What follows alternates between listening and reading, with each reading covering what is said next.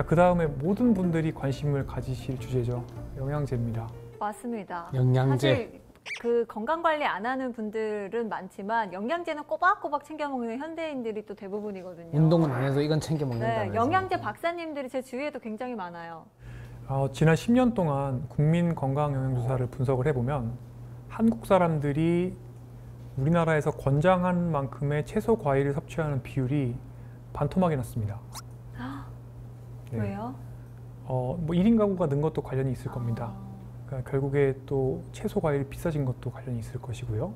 그런데 대신에 2배로 늘어난 게 있어요. 그게 뭐냐면 영양제를 규칙적으로 섭취하는 사람의 비율입니다. 그걸로 채우려고. 네, 그러니까 제대로 된 음식을 먹는 사람들은 줄고 영양제를 먹는 사람들은 그만큼 늘어난 건데요. 안타깝게도 여러 가지 연구들이 영양제가 별로 효과가 없다라고 이야기를 합니다. 진짜요? 최근에 종합 비타민 드시는 분이 오히려 사망률이 높다. 그 다음에 여러 가지 질환에도 유익한 효과가 없다, 이런 연구가 나와서 이제 신문들에 많이 나왔습니다. 그래서 사람들이 많이 놀라고 있죠. 그러면 선장님은 영양제 하나도 안 드세요? 저는 먹지 않습니다. 실제로 다른 연구들도 보면 채소나 과일로 영양제를 섭취하게 되면 질병을 예방하는 효과가 있습니다. 그런데 그것을 정제해서 영양제의 형태로 만들었을 때 그것을 섭취하게 됐을 때는 대개 질병을 예방하는 효과가 없습니다. 그러면 궁금한 게 있습니다. 네. 충분히 음식으로 좋은 과일과 채소로 영양소를 섭취하는 게 베스트지만 네. 내가 지금 먹고 있는 식단이 그러지는 못하기 때문에 네. 영양제로 보충을 하려고 한다. 네. 그런 것과 아예 영양제를 먹지 않은 것과 비교를 했을 땐 그래도 영양제 먹는 게 낫지 않아요? 그렇다는 증거가 없습니다. 네.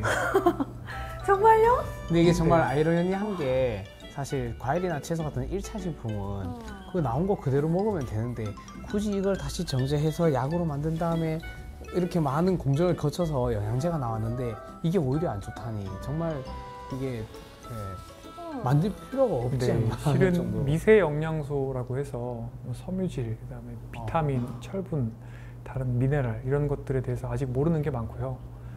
네, 그래서 무슨 얘기냐면 결국에 미량 영양소를 섭취하는 최선의 방식은 사실은 진짜 음식입니다. 또 최근에 그런 얘기들도 있어요. 뭐 요즘에는 지력이, 땅의 힘이 약해져서 요새 과일, 야채에는 영양소가 별로 없다, 이런 괴담도 있는데 지력. 예, 그런데 실제로 이제 우리나라 농림부에서 자주 조사를 합니다. 어떤 조사를 하냐면 실제 다양한 식자재들의 가식부, 우리가 먹을 수 있는 부분에 영양소를 체크를 합니다. 그런데 미량 영양소에 전혀 문제가 없는 것들은 지금 통계 데이터로도 잘 보고가 되고 있습니다. 그러니까 요즘에 나오는 채소 과일도 옛날에 나온 채소 과일 못지않게 영양소가 다 들어있다는 뜻입니다.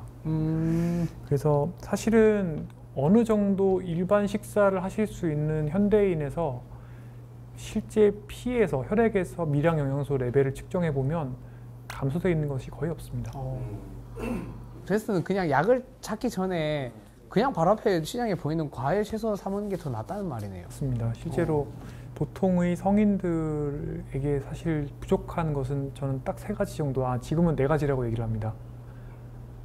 첫 번째 잠입니다. 잠. 잠. 맞아요. 수면. 인정. 예, 2번째 운동입니다. 운동. 3번째가 스트레스. 그러니까 스트레스. 마음 챙김을 통해서 머리를 비우는 거죠. 4번째는 채소와 과일입니다. 채소 과일. 네. 채소 과일. 근데 선장님, 과일도 사실 당류도 많이 먹으면 안 좋잖아요. 과일도 단 과일이 굉장히 많은데. 굉장히 좋은 지적입니다. 그것도 최근에 나온 연구입니다. 무엇이냐면 당분을 섭취할 때, 그러니까 과당이죠. 과일에 들어있는 것은 과당인데 이 과당을 섭취할 때 과일의 형태로 섭취하는 것은 어떤 질환이나 또는 사망률을 증가시키지 않습니다. 그러니까 대신에 첨가당, 그러니까 콜라, 사이다, 과자 이런 데 들어있는 첨가당을 위주로 섭취하는 것은 사실은 우리 몸에 안 좋은 영향을 줍니다.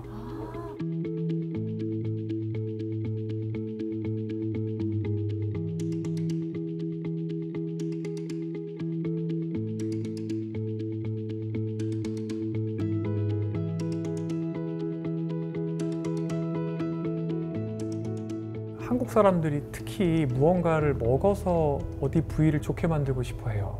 맞아요. 뇌 영양제, 눈 영양제, 관절 영양제 다 그렇죠.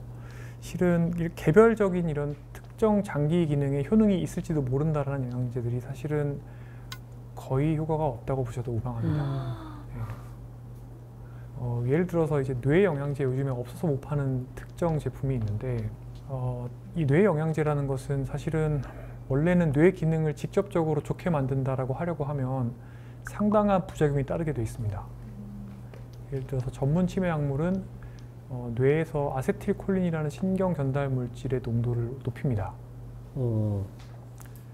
그런데 이 아세틸콜린을 높일 정도의 약이 되면 그 아세틸콜린이 위장의 부작용도 만들고 방광의 부작용도 만들어요. 여러 가지 또 수면 불면이라든지 야간 발한, 밤에 땀나는 증상도 생기고 부작용이 많습니다. 식욕도 떨어지고요. 체중도 막 빠집니다.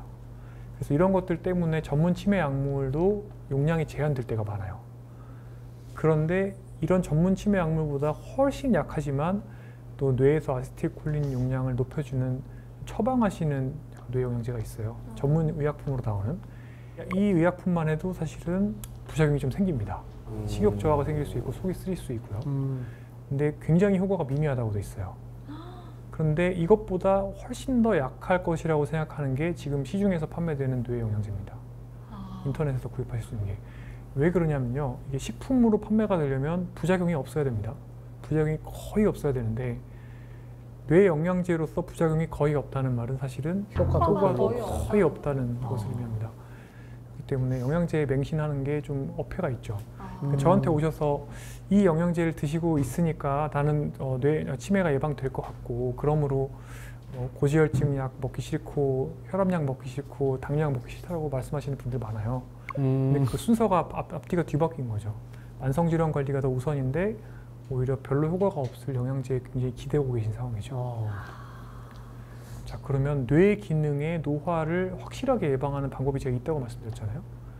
그게 무엇이냐면 전면적인 생활습관 개선이에요.